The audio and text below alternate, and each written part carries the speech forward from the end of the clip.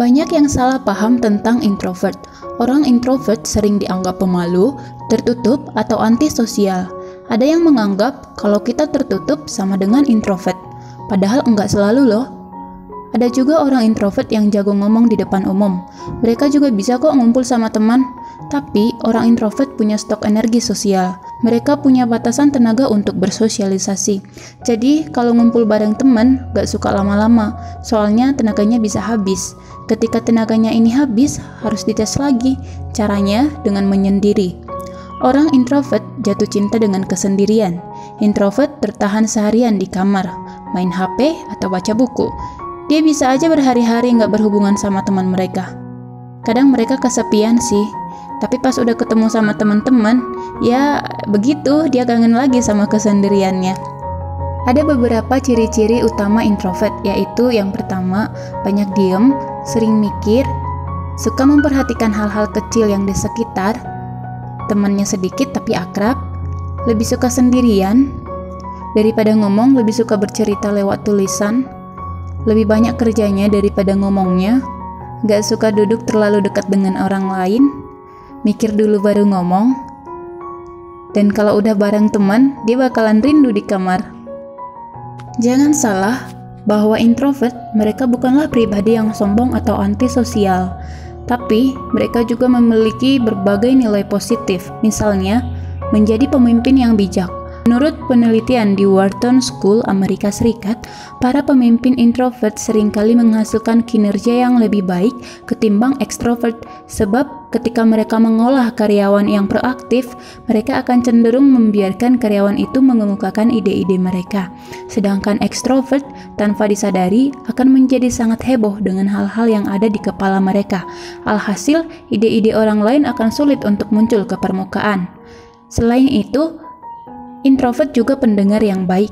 Menurut Dr. Lowry, penulis Introvert Power, Why Your Inner Life is Your Hidden Strength, ekstrovert lebih cenderung terjun ke percakapan sebelum benar-benar memproses apa yang mereka katakan kepada orang lain. Bukan karena mereka egois, tapi karena mereka memproses informasi secara interaktif. Sedangkan kalau introvert, mereka memproses informasinya secara internal. Keterampilan itu memungkinkan mereka untuk mendengar, memahami, dan memberikan wawasan yang pertimbangannya dengan seksama ketika mereka merespon. Dan introvert itu jeli. Selain kemampuan mendengar yang superior, introvert memiliki kemampuan yang cakap dalam hal observasi. Meski mereka hanya duduk diam selama rapat, sebenarnya introvert berendam dalam informasi yang disajikan dan berpikir kritis. Orang introvert biasanya juga menggunakan sifatnya yang jeli untuk membaca ruangan. Mereka lebih cenderung memperhatikan bahasa tubuh, ekspresi wajah. Inilah yang membuat mereka lebih baik dalam komunikasi antar pribadi. Dan seorang introvert bisa juga menjadi teman yang berkualitas. Singkatnya, introvert sangat pemilih tentang siapa yang akan mereka bawa ke dalam hidupnya. Nah, bila dirimu masuk ke dalam kehidupan para introvert, berarti dirimu amat berharga bagi mereka. Kualitas inilah yang membuat introvert menjadi teman setia, penuh perhatian, dan berkomitmen. Nah, sudah tahu kan apa dibalik para introvert dan cara hidup yang paling aman menurut mereka? Nah, untuk teman-teman yang memiliki sahabat atau keluarga yang tipe kepribadiannya introvert, maka bagaimana cara menghadapi kepribadian ini? Cara menghadapinya yaitu yang pertama, pahami apa sebenarnya arti introvert itu. Hal pertama yang bisa kita lakukan yaitu mengerti betul apa arti introvert. Dengan demikian, Anda mengetahui kemungkinan yang dapat terjadi. Banyak orang tua terkadang khawatir ketika anak mereka mengurung diri di kamar dan tidak mau berbicara terkait apa yang ia rasakan. Padahal ini hanya karakter dari kepribadian, dan cara memahaminya bisa saja berbeda.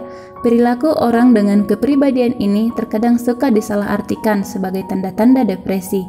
Namun sebaiknya Anda jangan terlalu cepat mengambil kesimpulan.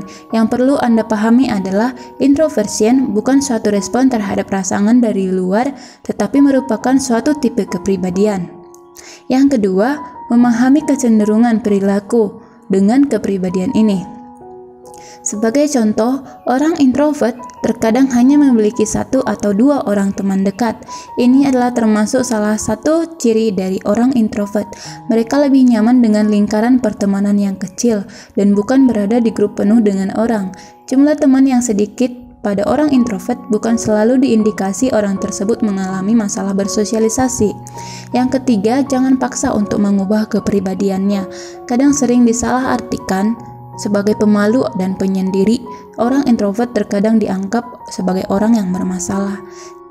Jika orang dengan kepribadian ini memilih untuk menyendiri di kamar atau lebih asik sendiri dengan hal-hal yang ia lakukan, biarkan ia untuk melakukan hal tersebut, karena itulah yang mereka membuat nyaman dengan dirinya. Dan jangan lupa, orang introvert butuh waktu sendiri untuk mencerna kejadian-kejadian baru yang dialaminya. Hindari juga memaksa orang introvert untuk bersosialisasi, terutama jika mereka di lingkungan yang baru. Biarkan ia mengamati dulu sejenak sebelum ikut bergabung dengan orang barunya. Beberapa mitos yang salah tentang orang introvert. Yang pertama, katanya orang introvert susah untuk jadi pemimpin. Ini salah, karena kemampuan sosial dan introversi sebenarnya tidak saling berkaitan. Karakteristik introvert sebenarnya bisa memberikan kontribusi terhadap kesuksesan, karena orang-orang introvert biasanya lebih teliti, teratur dalam melakukan penelitian. Introvert adalah kondisi biologis yang disebabkan oleh oversensitivitas terhadap dopamin. Artinya, saat orang introvert terlalu banyak menerima rangsangan dari luar, seperti misalnya bersosialisasi, tenaga mereka atau fisik dan mental akan terkuras. Dan yang ketiga, katanya orang introvert sombong dan ansos. Sebenarnya ini salah. Perlu diketahui bahwa orang introvert tidak merasa harus berbicara jika memang tidak perlu. Terkadang, mereka lebih suka memperhatikan orang-orang di sekitarnya atau tenggelam dalam pemikirannya sendiri. Mungkin orang lain mengartikan sikap tersebut sebagai orang yang membosankan. Padahal menurut orang introvert, aksi observasi dan memperhatikan orang lain ini termasuk menyenangkan. Orang introvert cenderung memilih untuk berinteraksi tatap muka dengan satu orang saja dalam satu waktu. Bukannya sombong atau dingin, introvert pada umumnya menyukai orang lain, tapi lebih menghargai waktu kebersamaan dan mementingkan kualitas daripada kuantitas hubungan.